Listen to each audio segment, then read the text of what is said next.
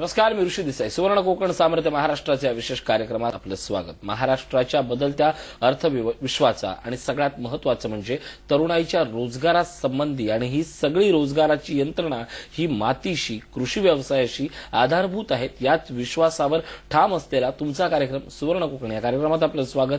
आज आपण या कार्यक्रमाच्या निमित्तानं कृषी पर्यटन आणि त्यातल्या वेगवेगळ्या संधी याबद्दल बोलणार आहोत. आणि आपल्यासोबत आहेत वनदेवता डेअरी फार्मचे अशोक गायकर. स्वागत आपलं. नमस्कार. खरं तर अशोक गायकर आणि कृषी पर्यटन यांच्याशी एक सुंदर नाव जोडलेलं आहे, गुंफण जोडलेलं आहे. म्हणजे आपला वनदेवता डेअरी फार्म मधनं तर गायीच्या दूध विषयक उत्पादनांबद्दल आपण अवघ्या कोकणात प्रसिद्ध आहात, पण आता कृषी पर्यटनाची एक वेगळी जोड निर्माण झाली आहे, त्याला मिळते आहे. याबद्दल काय सांगा? सुरुवात आमची अशी झाली की आम्ही माळरान जमीन विकत घेतली कर्जत इथं. माळरान जमिनीमध्ये सेंद्रिय कर्ब नावाचा पदार्थच नव्हता. उत्पादकता वाढवायची तर आम्हाला सेंद्रिय कर्ब वाढवायला पाहिजे. मग आम्ही देशी गायी ज्या मोकाट गावात फिरत होत्या त्यांना गोळा केल्या. त्यांच्यापासून गोमूत्र आणि शेण याच्यापासून आम्ही शेती तयार करायला सुरुवात केली. आणि त्यापासून करत करत असं लक्षात आलं की त्या गायीच्या दुधातनं पण चांगलं उत्पन्न मिळतंय. मग आम्ही त्या देशी गायी पाळायला सुरुवात केली. आता आपल्याकडे साधारणतः 120 देशी गायी आहेत आणि 9 प्रकारचा गोवंश आपल्याकडे आहे माझ्या वनदेवता डेअरीमध्ये.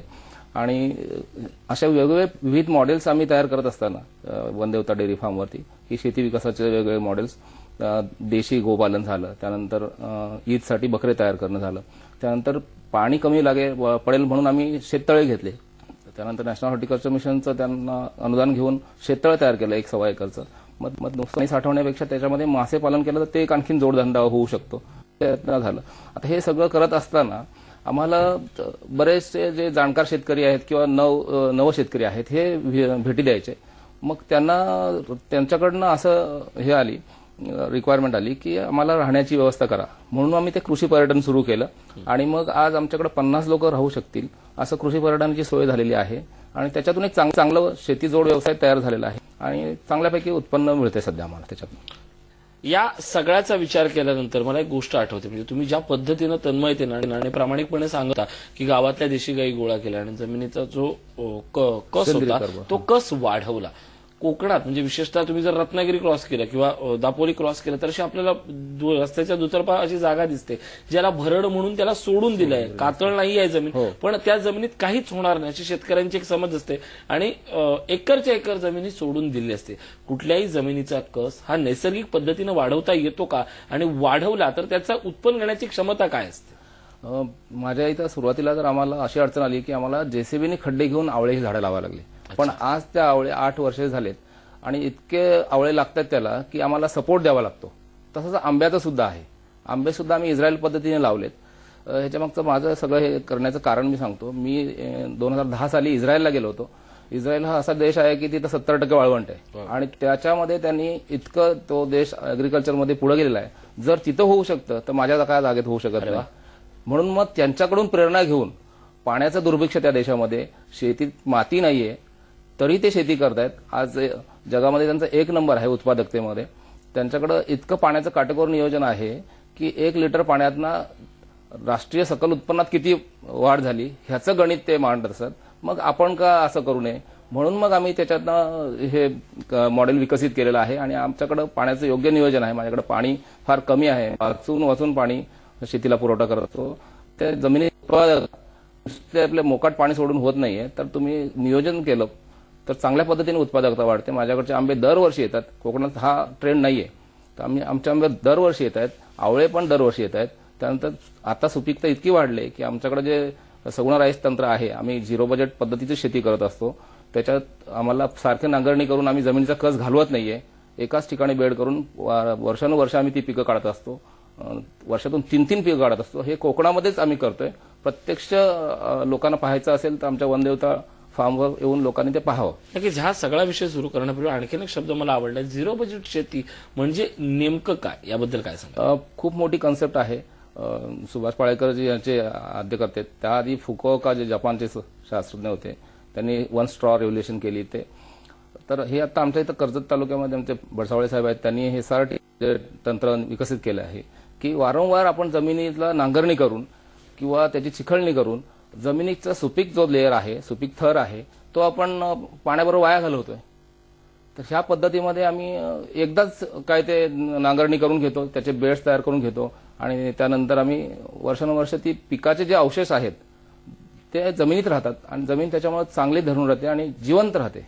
कृत्रिम मॉइश्चर पद्धती जमिनीत पिकाला पाहिजे असते ती नेहमी हवा खेळती राहते, त्यामुळे पिकाचं उत्पादन इतरांपेक्षा चांगलं येतं आणि लवकर येतं.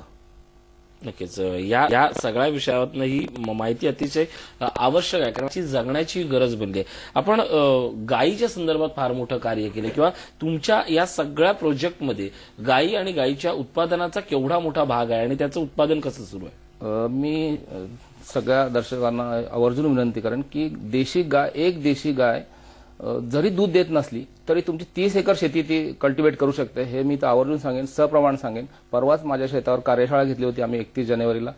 खूप उत्स्फूर्त प्रतिसाद मिळाला होता. महाराष्ट्राभरातून 220 लोक आली होती आणि मी त्यांना एका गायीचं उत्पादकता सांगितल्यावरती सगळ्यांचे डोळे एकदम विस्पारले आणि त्याच्यानंतर मला ते इतके फोन यायला लागले की आम्हाला गायी महाराष्ट्राचे विस्पार होते कार्यशाळेपुरते काय? तर नेमकं असं आहे की जर एखादी गाय दूध देत नसली तरी त्या गायीपासून आपल्याला शेण आणि गोमूत्रापासून वर्षाकाठी 7 ते 7.25 लाख रुपये उत्पन्न मिळू शकतं एका गायीपासून.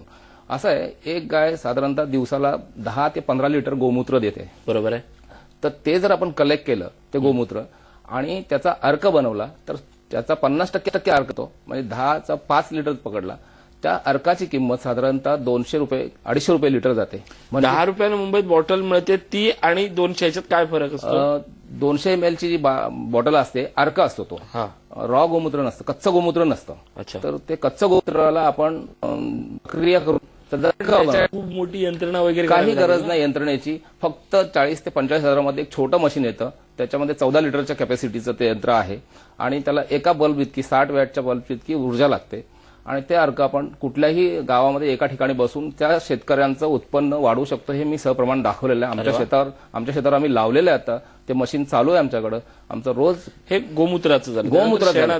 त्यानंतर पुढचं सांगतो, त्या गोमूत्रातनं जे सॉलिड वेस्ट राहतं त्याचा एंड प्रोडक्ट तुमची धूपबत्ती आणि मच्छर कॉईल थोडेसे इन्ग्रेडियंट टाकले तर ते बनू शकतं. त्यानंतर शेण जे आहे गाईचं ते शेण साधारणतः 15 ते 18 किलो दररोज गाय देते. त्याच्या जर आपण गोवऱ्या केल्या तर तुम्ही आत्ताच उद्या ओएलएक्स किंवा Amazon.com वर जर काढलं तर तुम्हाला आता भिंतीवर सापडतात नाही, आता वॉलवर सापडतात. तर त्या ज्या गोवऱ्या आहेत त्या साधारणतः दिवसाला 300 ते 400 बनवू शकतात आणि रुपयाला एक गोवरी. असा जर सगळं एकत्र जर हे केला, तुम्ही जमा खर्च केला तर ते 7 ते 7.25 लाख रुपये वर्षाच्या उत्पन्नाची गोष्ट होऊ शकते. आणि तिला खर्च जर काय म्हटलं गाईला, साधारणतः एक 5 भाताच्या पेंड्या किंवा 6 भाताच्या पेंड्या ती गाय खाते दिवसभरामध्ये, जी भाकड आहे ती, आणि पाणी 30-40 लिटर लागतं, एवढं आहे.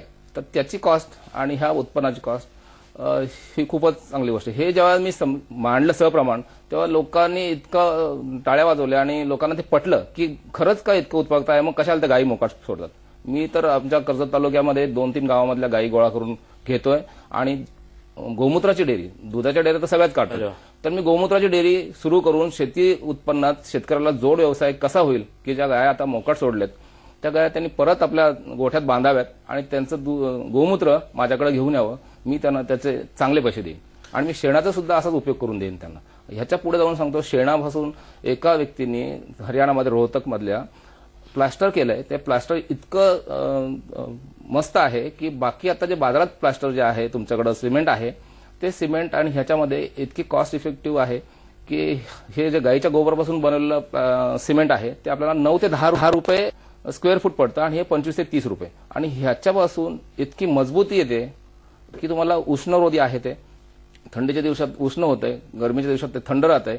आणि सगळ्यात महत्वाचं म्हणजे तुम्हाला विकरण जे आहेत आपले, आपण काय म्हणतो त्याला, क्षकिरण वगैरे, ह्याच्यापासून तुम्हाला कदाचित याच गोष्टी असतात, या गोष्टी आपल्याला आयुर्वेद आपल्याला संस्कृतीनं शिकवलेलं आहे. आजही कोकणातल्या ज्या घरांमध्ये जाऊन बघा, लाल मातीचं घर असेल किंवा मातीचं घर असेल, साधारणपणे बसण्यापासून अर्ध्या फुटापर्यंत जे अंतर असतं ते मातीनंच सारवलेलं असतं.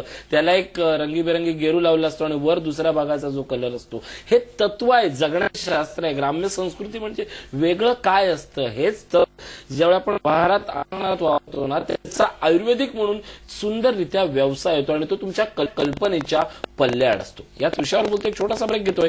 सुवर्ण कोकण, सामर्थ्य महाराष्ट्राचे.